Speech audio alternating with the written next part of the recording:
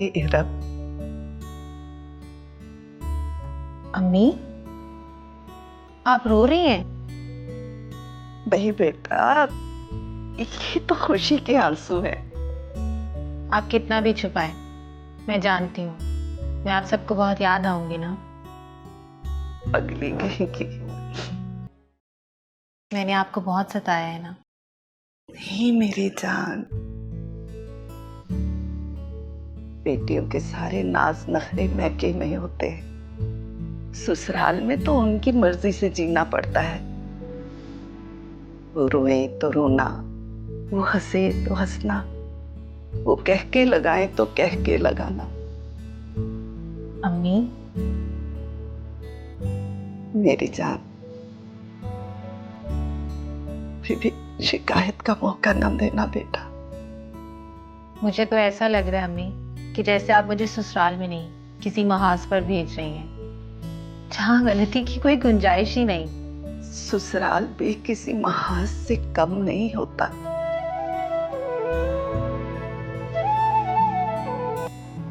इसी खौफ का शिकार होकर मैंने ज्यादा हक महर लिखवाना चाहा था, लेकिन आरफा ने मेरी एक नहीं चलने दी। अम्मी, आप भाभी को बिल्कुल भी गलत मत समझे। वो मुझसे ज्यादा आपकी हमदर्द है और मैंने ही उन्हें मना किया था। चलो बेटा, जो होना था तो हो गया। आरफा से कहो जाकर कि निकाह में जो मेहमान आ रहे हैं उनके खाने पीने का बंदोबस्त कर ले। और तुम भी तैयार हो मेरी जान। जी।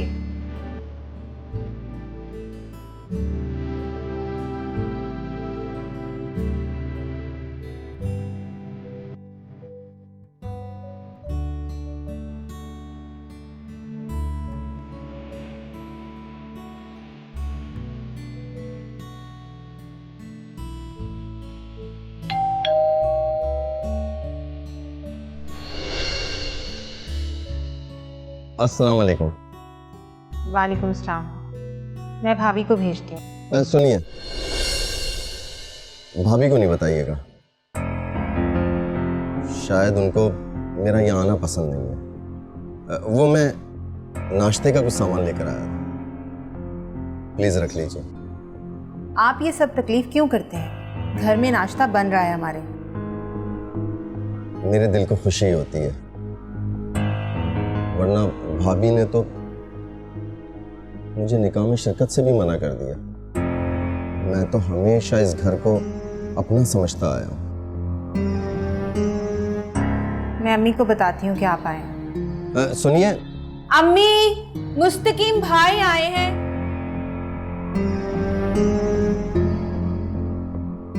अस्सलाम वालेकुम खाला।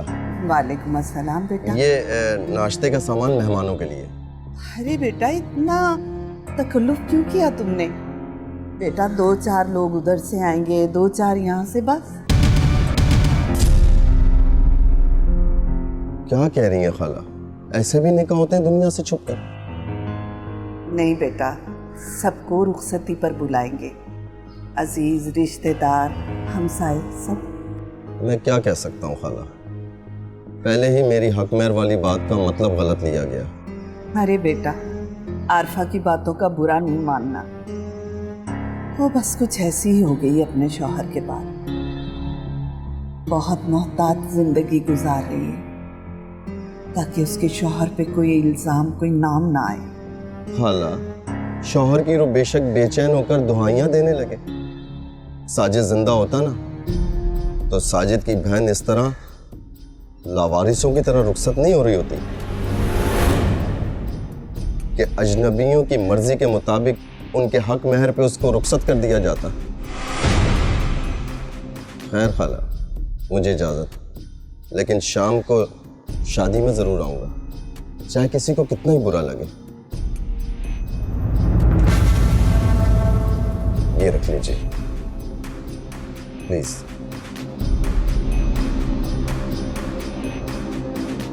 अल्लाह हाफिज।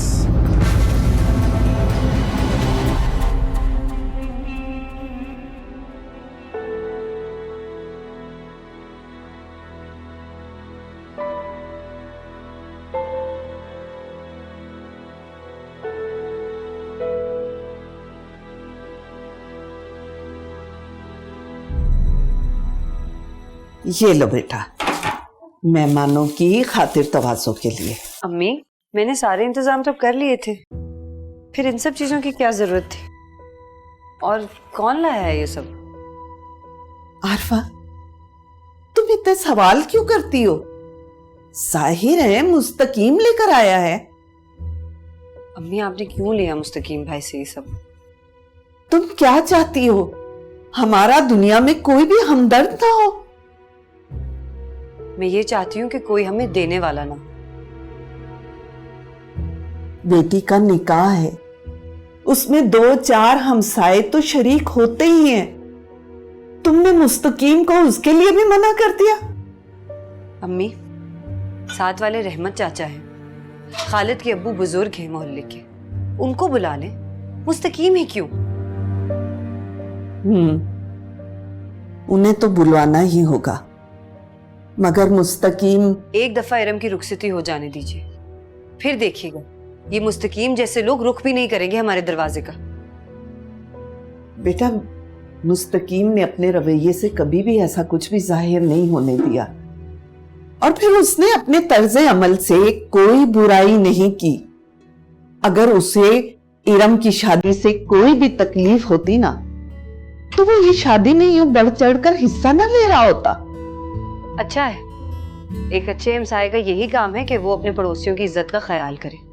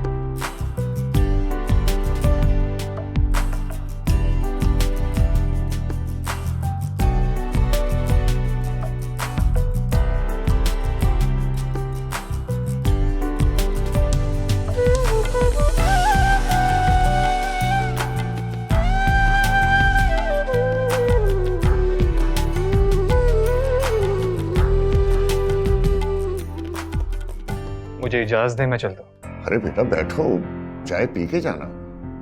अंकल, अभी काम से जाना जरूरी है, इसलिए। अरे बेटा, ऐसी भी क्या मसरूफियत? थोड़ी देर तो बैठो बेटा। फिर सही आंटी, अभी मेरा जाना जरूरी है। इमरान, चले?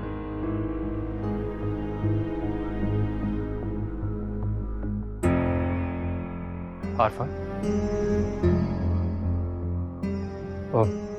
वो मैंने आपकी जॉब के लिए। अली, ये सब बातें तो होती रहेंगी, आप थोड़ी देर तो बैठिए, इरम से मिलकर जाइएगा। अब तो मिलना सारी जिंदगी लगा रहेगा, बस आप शादी के बाद ऑफिस आ जाइएगा। मैं चलता हूँ, अल्लाह हाफिज।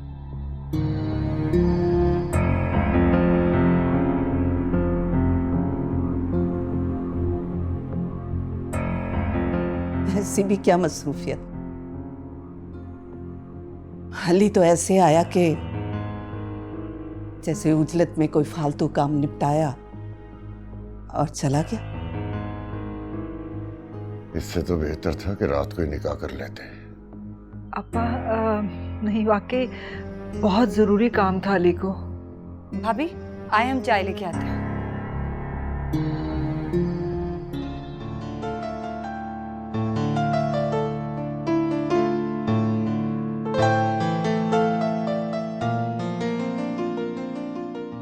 मुबारक हो इरम, तुम्हारा निकाह खुश असलूबी से और बगैर किसी रंजिश के हो गया। शुक्रिया भाभी, आप बहुत अच्छी हैं।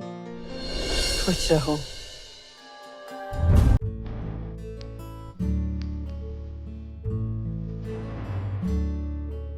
अच्छा, तो ये तुम्हारी और अली की मिली भगत थी। क्या मतलब मम्मी? अली क्या कह रहा था तुमसे? कुछ नहीं, वो बस जॉब के बारे में बात कर रहे थे।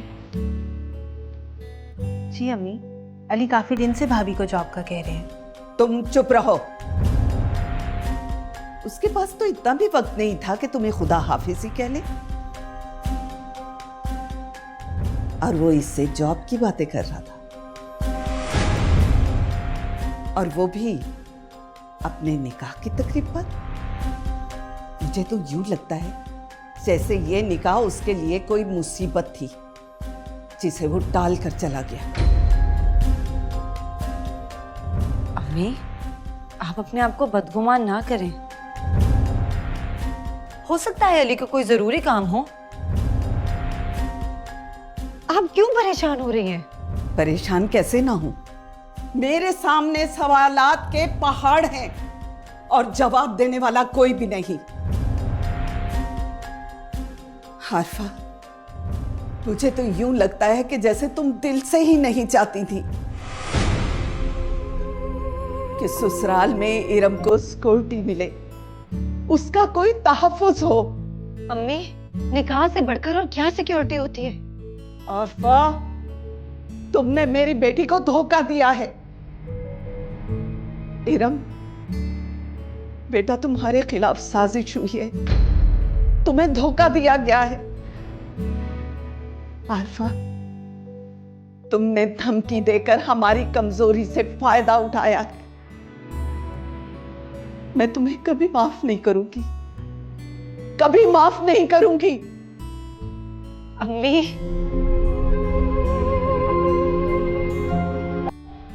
इरम, तुम परेशान नहीं हो। अम्मी चाहे जो भी समझे, लेकिन तुम मुझ पर भरोसा रखो। तुम अब अपना सर उठाकर फख्र से अली का हाथ थामकर अपनी जिंदगी जियो।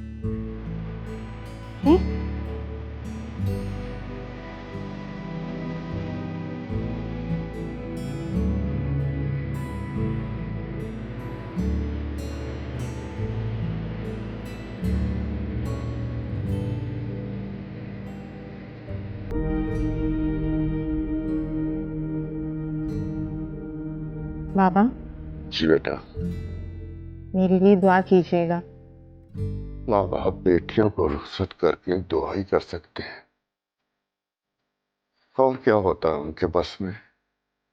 बेबसी को हम खुद आवाज देते हैं और फिर कहते हैं कि हमारी दुआओं का कोई असर ही नहीं, और यही दुआएं बाद में बद्दुआएं बन जाती हैं। जाने तो साजिद की माँ, शुक्र करो कि हमारा भरम रह गया। हमारा मुतालबा अगर अली इनकार कर देता तो हम क्या कर सकते थे? हाँ, क्या कर सकते हैं। अब अली को देखो ना, ऐसे गैरों की तरह आया, निकाह पढ़वाया और यूं चला गया, गायब हो गया। बदगुमानी अच्छी नहीं होती। दुआ करो अल्लाह उसके काम में बरकत डाले, बड़ी मेहनत कर रहा है वो।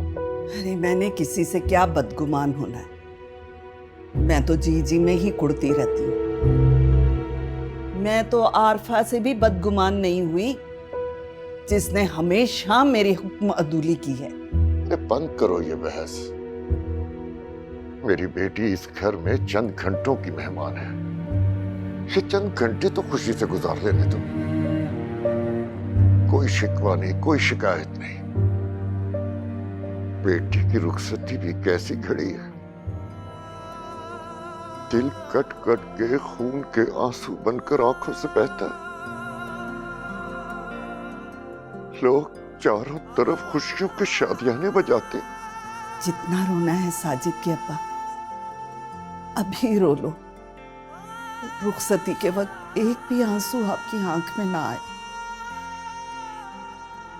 मैं अपनी बेटी को रुखसत करते वक्त नहीं रहूंगा, बिल्कुल नहीं रहूंगा। मैं एक आंसू भी मेरी आंख से नहीं टपकेगा। मैं अपनी बेटी को हंसी खुशी रुखसत करूंगा, हंसी खुशी।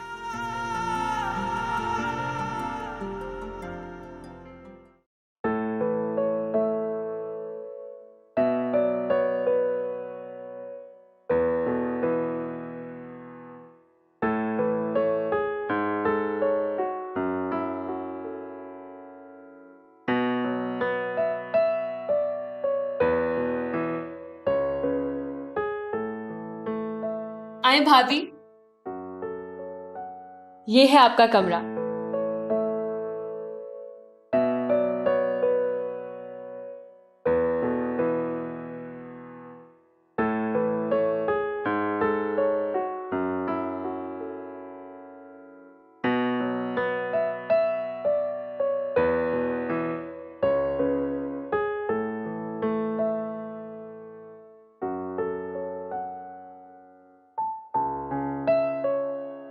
मैं अभी आई।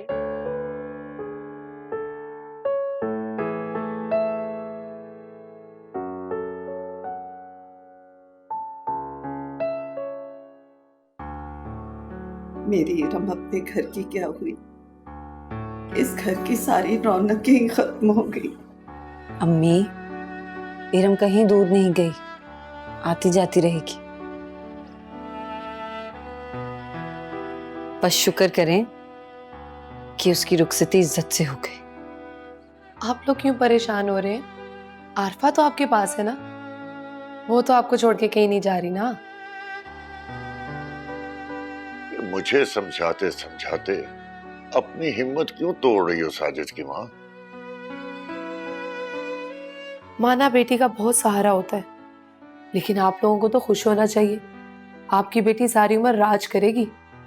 और देखे ना कितने अच्छे लोग हैं, उन्होंने शादी पे 1 रुपया नहीं खर्च होने दिया आपका। ना जाने मेरा दिल अंदर से क्यों इतना परेशान है। आप हर वहम को दिल से निकाल के बस दुआ करें। आरफा, तुमने क्या सोचा है? जुनेद बेटा, तुम ये बहस छोड़ क्यों नहीं देते? ये बहस नहीं है, मेरी बहन की जिंदगी का सवाल है। जुनेद भाई, मुझे जॉब मिल रही है। मैं अपने और अपने बेटे के लिए खुद कुछ करना चाहती हूँ। ये सब जज्बाती फैसले हैं आरफा, जिनके सहारे जिंदगी नहीं गुजारी जा सकती। जुनेद, ये वक्त है इन सब बातों का। यही तो वक्त है। इरम को रुखसत करते हुए चोट मेरे दिल पर भी आई। एक बहन आबाद है तो दूसरी क्यों चढ़कर बैठ जाए? फजल खालू, सोचिएगा जरूर। जिस तरह आप तमाम इरम को घर नहीं बिठा सकते थे, इसी तरह आरफा भी सारी जिंदगी यूं नहीं गुजारेगी। अब आऊंगा तो फैसला करके ही जाऊंगा।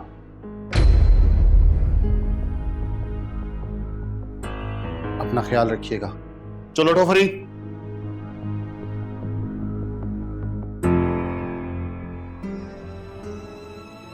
एक बेटी की जुदाई ने दिल चीर दिया। और नहीं अब्बू, मैं आपको और अम्मी को छोड़कर कहीं नहीं जा रही। जीती रहो, जीती रहो बेटा, जीती रहो, सदा खुश रहो।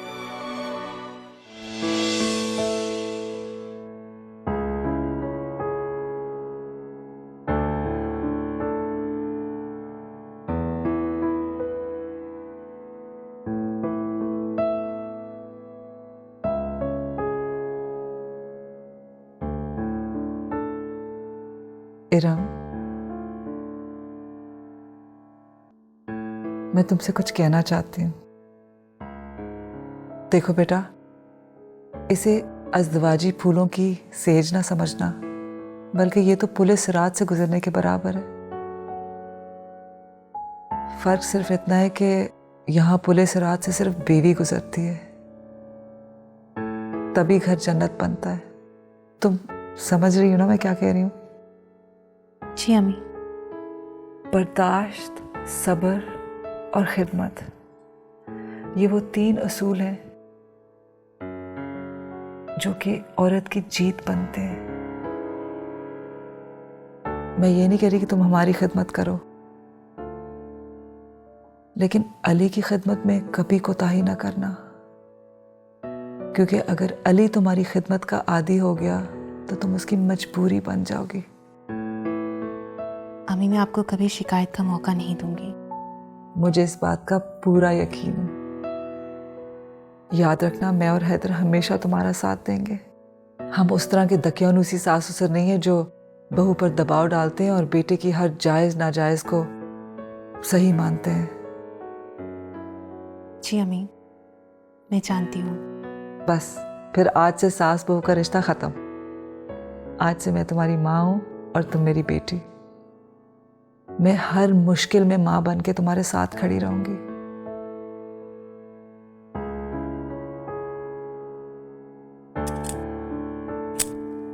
ये लो।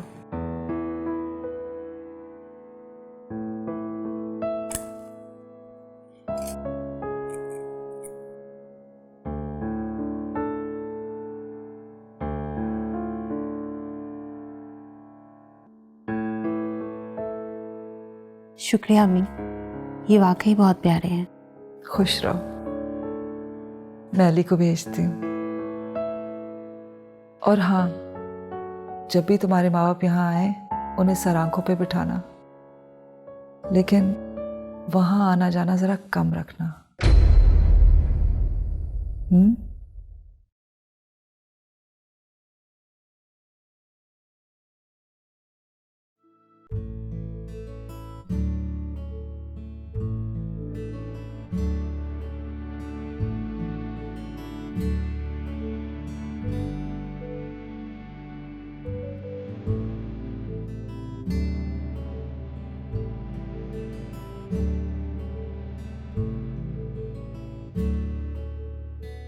जुनैद, आप एक बार नहीं कई बार आरफा को कह चुके, अगर उसने आना होता तो वो आ जाती ना। उसकी मर्जी नहीं है तो आप क्यों परेशान हो रहे हैं? वो सिर्फ इरम की शादी की वजह से फिक्रमंद थी। अल्लाह का शुक्र है, इरम की शादी बहुत अच्छे घराने में हो गई है। अब उसे अपने बारे में सोचना चाहिए। आरफा ने कुछ तो सोचा होगा ना, आप क्यों परेशान हैं? मैं परेशान नहीं होऊंगा तो फिर कौन होगा? फरहीन, आरफा की उम्र ही क्या है, जमाना कितना जालिम है, वो क्यों नहीं सोच रही? बच्चा है इतना छोटा, उसे घर छोड़कर जॉब करेगी तो आलियान का कौन ख्याल रखेगा? ताहिरा खाला अपने बीमार शोहर को संभालेंगी या आलियान को? जी, ये बात तो है। मैं खुद आरफा से कई बार बात कर चुकी हूँ, लेकिन पता नहीं उसने क्या सोच रखा है। हर दफा कोई कड़वा सा जवाब देके मेरा मुंह बंद करवा देती है। वो जज्बाती हो रही है बस, उसे हमने एहसास दिलाना है। बगैर छत के मकान में जिंदगी नहीं गुजारी जा सकती। उसे साहिबान की जरूरत है जो सिर्फ एक शोहर हो सकता है। यादों के सहारे जिंदगी का सफर नहीं कटता।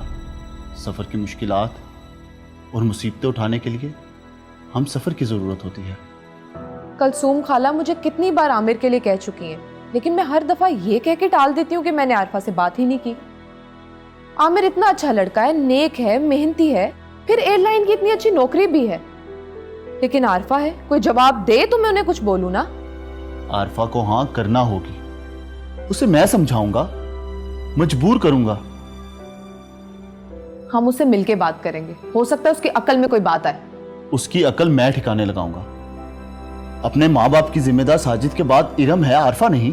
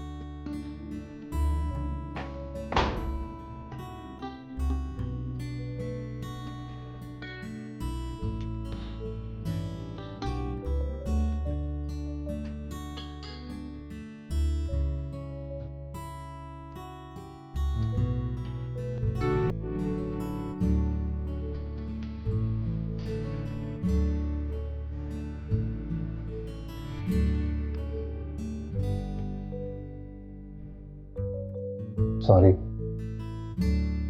एक ज़रूरी कॉल आ गया, बिजनेस का मसला था, इसलिए बात तवील हो गई। तुम्हें बहुत इंतज़ार करना पड़ा। मैं समझ सकती हूँ।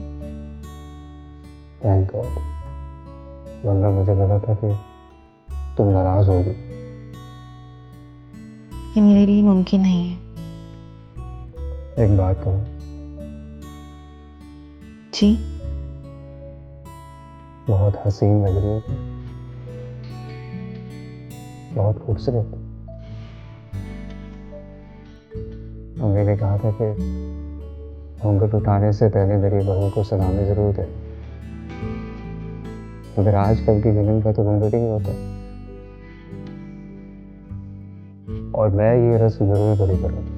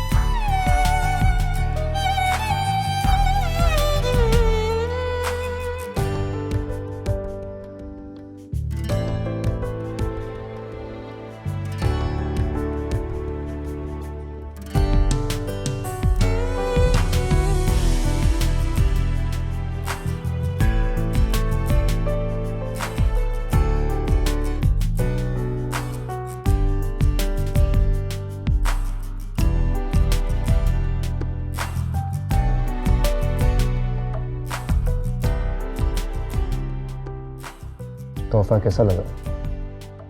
बहुत खूबसूरत है, लेकिन आपकी रस्म इससे भी बहुत ज्यादा खूबसूरत है। शुक्रिया।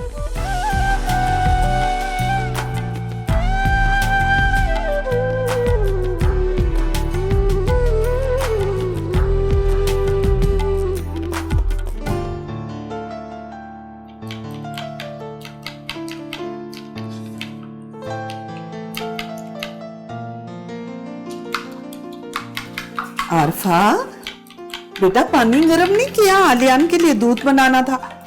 अरे तुम ये किन झंझटों में पड़ गई हो? रात का इतना बचा हुआ खाना पड़ा हुआ है, वही खा लेंगे ना। अम्मी ये हमारे लिए नहीं है, इरम के नाश्ते की तैयारी कर रही हूँ, उसके ससुराल जाएगा। मगर बेटा नाश्ता लेकर जाएगा कौन? मैं तो तुम्हारे अब्बा की वजह से जा नहीं पाऊंगी। अम्मी नाश्ता तो जरूर जाएगा, वरना उसके ससुराल वालों को बुरा लगेगा। बेटा लेकिन उन्हें मालूम है हमारी मजबूरी। अब हमें अपनी मजबूरियां उनसे छुपानी है। महके की हर रस्म पूरी करेंगे हम। आप एक काम करें ना, आप चली जाइए नाश्ता लेके, आलियान और अब्बू को मैं देख लूंगी। वैसे भी अब्बू नाश्ता करने के बाद आराम करते हैं। और जो थोड़ी थोड़ी देर में आवाजें देते हैं वो। अरे बेटा तुम बच्चे के साथ कहाँ हलकान होती फिरोगी? ऐसा करो कि तुम चली जाओ।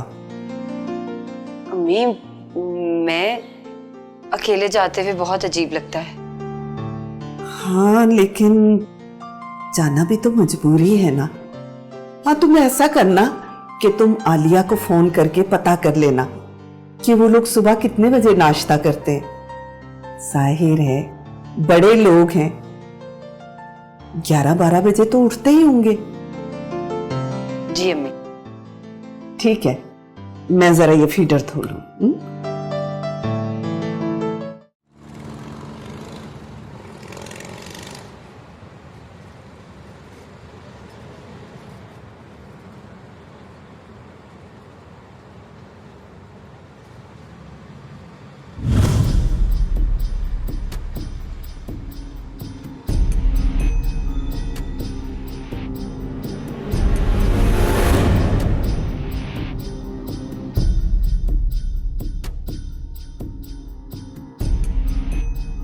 आरफा भाभी सुबह सुबह कहीं जा रही हैं क्या? जी वो मैं इरम के घर नाश्ता लेकर जा रही हूँ। ओह अच्छा, शायद वो तो बहुत दूर है। आए बैठे, मैं आपको ड्रॉप कर दूं। नहीं नहीं मुस्तकीम भाई, खामखा आपको तकलीफ होगी। अरे तकलीफ किस बात की, लाए ये सामान मुझे दे। अरे नहीं मुस्तकीम भाई, मैंने आपसे कहा ना कि मुझे नहीं जाना आपके साथ।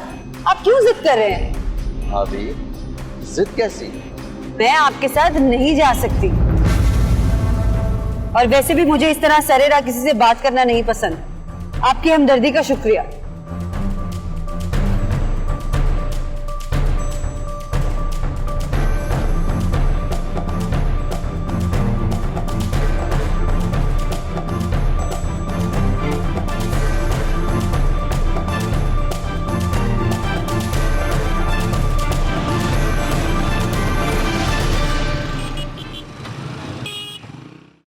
फातिमा बेगम, ये आप किन सोचों में गुम हैं?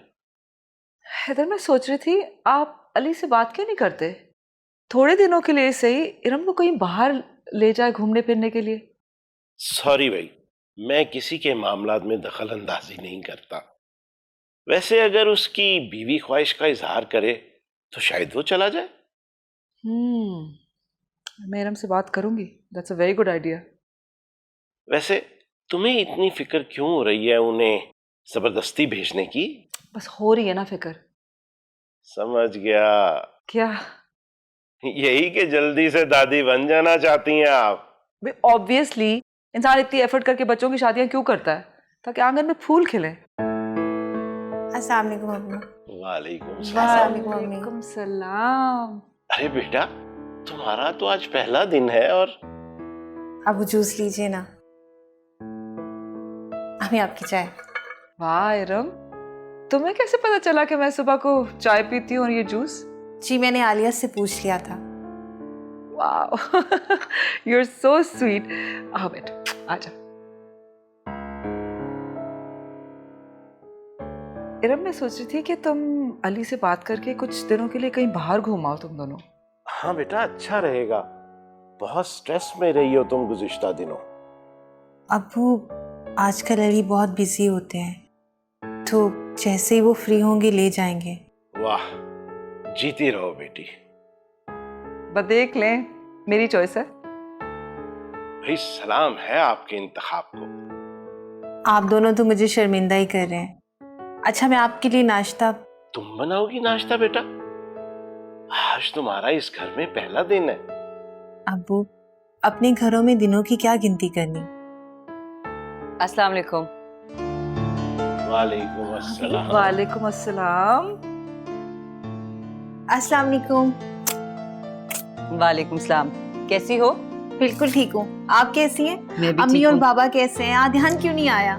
इतने सारे सवाल एक साथ कर दिए हैं। अम्मी पापा बिल्कुल ठीक हैं, आलियान भी बिल्कुल ठीक है। अम्मी पापा ने तुम्हें ढेर सारी दुआएं भेजी हैं और आलियान अपने दादी दादा के साथ है। मैं आप सब लोगों के लिए नाश्ता लेकर आई। अरे आरफा, इसकी क्या जरूरत थी? तुम्हें क्यों तकलीफ की? अरे भाई, तकलीफ कैसी, बहुत अच्छा किया तुमने। और मुझे तो वैसे भी बहुत भूख लगी है। तुम इस तरह करो, ये नाश्ता टेबल पे लगवाओ, मैं जरा फ्रेश होके आता हूँ। आरफा, आओ बैठो, आ जाओ आ जाओ। So sweet of you. लाए भाभी मुझे दे।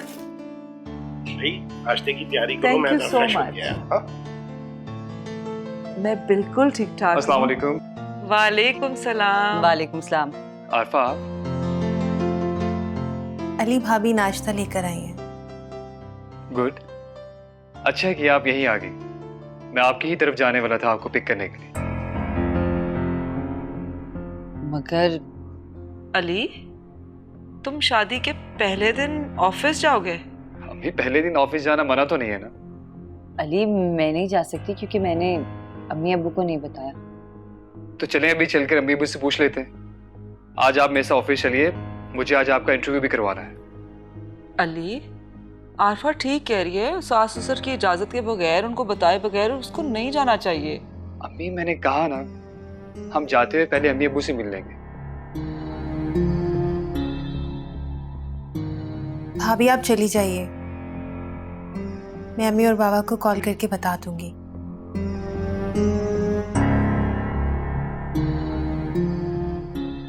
देखा आपने, मेरी बीवी कितनी ज़हीन है। मगर अली, अच्छा मुझे देर हो रही है, आप जल्दी से बाहर आ जाए, मैं गाड़ी बाहर निकालता हूँ। मगर अली, नाश्ता? नाश्ता रहने दे, नाश्ता ऑफिस में करेंगे। अल्लाह हाफिज। इरम तुम समझाओ ना। भाभी आप फिक्र नहीं करें, मैं अम्मी और बाबा को कॉल करके बता दूंगी। आप जाइए। ठीक है, अपना ख्याल रखना। Okay Fatima aunty. खुदा हाफिज।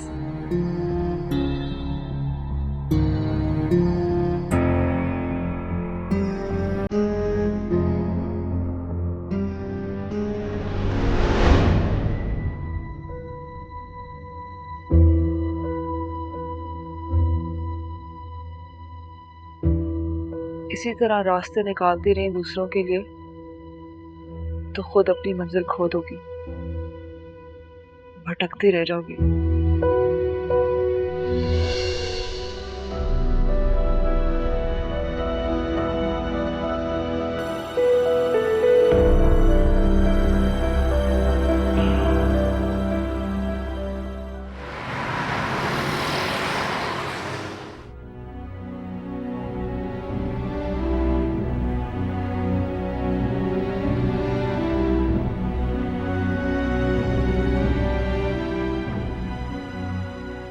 कुछ बोले तो?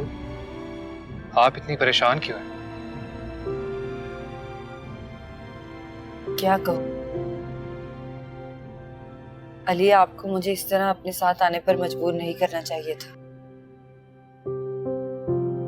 मैं अम्मी अब्बू से इजाजत लेके खुद आ जाती आपके दफ्तर इंटरव्यू के लिए। तो क्या फर्क पड़ता, मैं भी तो ऑफिस के लिए निकल रहा था। आप भी मेरे साथ आ गई, वक्त की बचत होगी। और वैसे भी इरम अम्मी को फोन करके इन्फॉर्म कर देगी। वो अलग बात है, मैं इतनी भी खुद मुख्तार नहीं होना चाहती कि मेरी मसरूफियात कोई और मेरे घर पहुंचाए। मुझे हर काम करने से पहले अम्मी अब्बू की इजाजत ले लेनी चाहिए। बिल्कुल लेनी चाहिए, लेकिन आरफा कब तक? क्या मतलब? जिंदगी आपकी है, लेकिन इख्तियार किसी और का। ये इख्तियार की नहीं, एहतराम की बात है। घर के बड़ों को उनकी अहमियत का एहसास दिलाने के लिए उनका एहतराम करना जरूरी है। खैर, इंटरव्यू कौन लेगा? 2-3 लोग होंगे मेरे अलावा। दरअसल हम एक एनजीओ के लिए गाने की वीडियो बनाने जा रहे हैं। जो लोग जुल्म के हाथों अपना वतन छोड़कर दर बदर की ठोकरें खा रहे हैं, जिनकी जिंदगी दुश्मनों के हाथों मौत की जद में है, जिनको आधी रोटी के लिए अपनी जानें कुर्बान करना पड़ता।